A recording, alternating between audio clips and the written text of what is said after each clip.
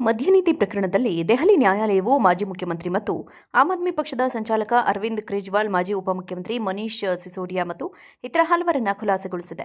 ವರದಿಗಳ ಪ್ರಕಾರ ನ್ಯಾಯಾಲಯವು ಸಿಬಿಐ ಪ್ರಕರಣದ ವಿಚಾರಣೆ ನಡೆಸುತ್ತಿದ್ದು, ಸಾಕ್ಷ್ಯಾಧಾರಗಳ ಕೊರತೆಯಿಂದಾಗಿ ನ್ಯಾಯಾಲಯ ಅವರನ್ನು ಖುಲಾಸೆಗೊಳಿಸಿತು. ಇದು ಚಾರ್ಜ್ಶೀಟ್ನಲ್ಲಿ ಹಲವಾರು ನ್ಯೂನತೆಗಳನ್ನು ಸಹ ತೋರಿಸಿದೆ. ಯಾವುದೇ ಸಾಕ್ಷ್ಯಾಧಾರಗಳಿಲ್ಲದೆ ನಾಯಕರನ್ನ ದೋಷಾರೋಪಣೆಗೆ ಒಳಪಡಿಸಿದ್ದಕ್ಕಾಗಿ ನ್ಯಾಯಾಲಯವು ಸಿಬಿಐಯನ್ನು ತೀವ್ರವಾಗಿ ತರಾಟೆಗೆ ತೆಗೆದುಕೊಂಡಿತು. ದೆಹಲಿ ಮದ್ಯ ಹಗರಣದಲ್ಲಿ ಅರವಿಂದ್ ಕೇಜ್ರಿವಾಲ್ ಮತ್ತು ಮನೀಶ್ ಸಿಸೋಡಿಯಾ ಅವರನ್ನು ನ್ಯಾಯಾಲಯ ಖುಲಾಸೆಗೊಳಿಸಿದೆ. ಸಾವಿರಾರು ಕೋಟಿ ಮೌಲ್ಯದ ಮದ್ಯ ಹಗರಣವನ್ನು ಕೇಂದ್ರ ತನಿಖಾ ಸಂಸ್ಥೆಗಳು, ಜಾರಿ ನಿರ್ದೇಶನಾಲಯ ಮತ್ತು ಸಿಬಿಐ ಎರಡೂ ತನಿಖೆ ನಡೆಸಿವೆ. ಸಿಬಿಐ ಸಲ್ಲಿಸಿದ ಎಫ್ಐಆರ್ ಆಧರಿಸಿ ಇಡೀ ಪ್ರಕರಣವನ್ನು ದಾಖಲಿಸಿ ತನಿಖೆ ಆರಂಭಿಸಿತು. ನಂತರದ ತನಿಖೆಯ ಸಮಯದಲ್ಲಿ ಅರವಿಂದ್ ಕೇಜ್ರಿವಾಲ್ ಮತ್ತು ಮನೀಶ್ ಸಿಸೋಡಿಯಾ ಅವರನ್ನು ಬಂಧಿಸಲಾಯಿತು ಮತ್ತು ಹಲವಾರು ತಿಂಗಳು ಜೈಲಿನಲ್ಲಿ ಕಳೆದರೂ ದೆಹಲಿಯ ರೌಸ್ ಅವೆನ್ಯೂ ನ್ಯಾಯಾಲಯವು ಈಗ ಅರವಿಂದ್ ಕೇಜ್ರಿವಾಲ್ ಮತ್ತು ಮನೀಶ್ ಸಿಸೋಡಿಯಾ ಅವರನ್ನು ಈ ಹೈ ಪ್ರೊಫೈಲ್ ಪ್ರಕರಣದಲ್ಲಿ ಆರೋಪಗಳಿಂದ ಖುಲಾಸೆಗೊಳಿಸಿದೆ. ಮದ್ಯನೀತಿ ಪ್ರಕರಣದಲ್ಲಿ ದೆಹಲಿ ನ್ಯಾಯಾಲಯವು ಮಾಜಿ ಮುಖ್ಯಮಂತ್ರಿ ಮತ್ತು ಆಮ್ ಆದ್ಮಿ ಪಕ್ಷದ ಸಂಚಾಲಕ ಅರವಿಂದ್ ಕೇಜ್ರಿವಾಲ್, ಮಾಜಿ ಉಪಮುಖ್ಯಮಂತ್ರಿ ಮನೀಶ್ ಸಿಸೋಡಿಯಾ ಮತ್ತು ಇತರ ಹಲವರನ್ನು ಖುಲಾಸೆಗೊಳಿಸಿದೆ. ವರದಿಗಳ ಪ್ರಕಾರ ನ್ಯಾಯಾಲಯವು ಸಿಬಿಐ ಪ್ರಕರಣದ ವಿಚಾರಣೆ ನಡೆಸುತ್ತಿದ್ದು, ಸಾಕ್ಷ್ಯಾಧಾರಗಳ ಕೊರತೆಯಿಂದಾಗಿ ನ್ಯಾಯಾಲಯ ಅವರನ್ನು ಖುಲಾಸೆಗೊಳಿಸಿತು. ಇದು ಚಾರ್ಜ್ಶೀಟ್ನಲ್ಲಿ ಹಲವಾರು ನ್ಯೂನತೆಗಳನ್ನು ಸಹ ತೋರಿಸಿದೆ.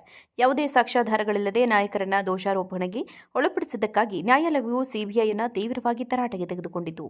ದೆಹಲಿ ಮದ್ಯ ಹಗರಣದಲ್ಲಿ ಅರವಿಂದ್ ಕೇಜ್ರಿವಾಲ್ ಮತ್ತು ಮನೀಶ್ ಸಿಸೋಡಿಯಾ ಅವರನ್ನು ನ್ಯಾಯಾಲಯ ಖುಲಾಸೆಗೊಳಿಸಿದೆ. ಸಾವಿರಾರು ಕೋಟಿ ಮೌಲ್ಯದ ಮದ್ಯ ಹಗರಣವನ್ನು ಕೇಂದ್ರ ತನಿಖಾ ಸಂಸ್ಥೆಗಳು, ಜಾರಿ ನಿರ್ದೇಶನಾಲಯ ಮತ್ತು ಸಿಬಿಐ ಎರಡೂ ತನಿಖೆ ನಡೆಸಿವೆ. ಸಿಬಿಐ ಸಲ್ಲಿಸಿದ ಎಫ್ಐಆರ್ ಆಧರಿಸಿ ಇಡೀ ಪ್ರಕರಣವನ್ನು ದಾಖಲಿಸಿ ತನಿಖೆ ಆರಂಭಿಸಿತು.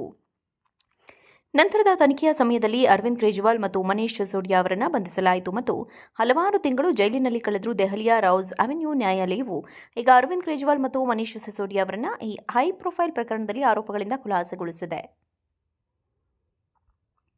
ಮದ್ಯನೀತಿ ಪ್ರಕರಣದಲ್ಲಿ ದೆಹಲಿ ನ್ಯಾಯಾಲಯವು ಮಾಜಿ ಮುಖ್ಯಮಂತ್ರಿ ಮತ್ತು ಆಮ್ ಆದ್ಮಿ ಪಕ್ಷದ ಸಂಚಾಲಕ ಅರವಿಂದ್ ಕೇಜ್ರಿವಾಲ್, ಮಾಜಿ ಉಪಮುಖ್ಯಮಂತ್ರಿ ಮನೀಶ್ ಸಿಸೋಡಿಯಾ ಮತ್ತು ಇತರ ಹಲವರನ್ನು ಖುಲಾಸೆಗೊಳಿಸಿದೆ. ವರದಿಗಳ ಪ್ರಕಾರ ನ್ಯಾಯಾಲಯವು ಸಿಬಿಐ ಪ್ರಕರಣದ ವಿಚಾರಣೆ ನಡೆಸುತ್ತಿದ್ದು, ಸಾಕ್ಷ್ಯಾಧಾರಗಳ ಕೊರತೆಯಿಂದಾಗಿ ನ್ಯಾಯಾಲಯ ಅವರನ್ನು ಖುಲಾಸೆಗೊಳಿಸಿತು. ಇದು ಚಾರ್ಜ್ಶೀಟ್ನಲ್ಲಿ ಹಲವಾರು ನ್ಯೂನತೆಗಳನ್ನು ಸಹ ತೋರಿಸಿದೆ. ಯಾವುದೇ ಸಾಕ್ಷ್ಯಾಧಾರಗಳಿಲ್ಲದೆ ನಾಯಕರನ್ನ ದೋಷಾರೋಪಣೆಗೆ ಒಳಪಡಿಸಿದ್ದಕ್ಕಾಗಿ ನ್ಯಾಯಾಲಯವು ಸಿಬಿಐಯನ್ನು ತೀವ್ರವಾಗಿ ತರಾಟೆಗೆ ತೆಗೆದುಕೊಂಡಿತು. ದೆಹಲಿ ಮದ್ಯ ಹಗರಣದಲ್ಲಿ ಅರವಿಂದ್ ಕೇಜ್ರಿವಾಲ್ ಮತ್ತು ಮನೀಶ್ ಸಿಸೋಡಿಯಾ ಅವರನ್ನು ನ್ಯಾಯಾಲಯ ಖುಲಾಸೆಗೊಳಿಸಿದೆ. ಸಾವಿರಾರು ಕೋಟಿ ಮೌಲ್ಯದ ಮದ್ಯ ಹಗರಣವನ್ನು ಕೇಂದ್ರ ತನಿಖಾ ಸಂಸ್ಥೆಗಳು, ಜಾರಿ ನಿರ್ದೇಶನಾಲಯ ಮತ್ತು ಸಿಬಿಐ ಎರಡೂ ತನಿಖೆ ನಡೆಸಿವೆ. ಸಿಬಿಐ ಸಲ್ಲಿಸಿದ ಎಫ್ಐಆರ್ ಆಧರಿಸಿ ಇಡೀ ಪ್ರಕರಣವನ್ನು ದಾಖಲಿಸಿ ತನಿಖೆ ಆರಂಭಿಸಿತು. ನಂತರದ ತನಿಖೆಯ ಸಮಯದಲ್ಲಿ ಅರವಿಂದ್ ಕೇಜ್ರಿವಾಲ್ ಮತ್ತು ಮನೀಶ್ ಸಿಸೋಡಿಯಾ ಅವರನ್ನು ಬಂಧಿಸಲಾಯಿತು ಮತ್ತು ಹಲವಾರು ತಿಂಗಳು ಜೈಲಿನಲ್ಲಿ ಕಳೆದರೂ ದೆಹಲಿಯ ರೌಸ್ ಅವೆನ್ಯೂ ನ್ಯಾಯಾಲಯವು ಈಗ ಅರವಿಂದ್ ಕೇಜ್ರಿವಾಲ್ ಮತ್ತು ಮನೀಶ್ ಸಿಸೋಡಿಯಾ ಅವರನ್ನು ಈ ಹೈ ಪ್ರೊಫೈಲ್ ಪ್ರಕರಣದಲ್ಲಿ ಆರೋಪಗಳಿಂದ ಖುಲಾಸೆಗೊಳಿಸಿದೆ.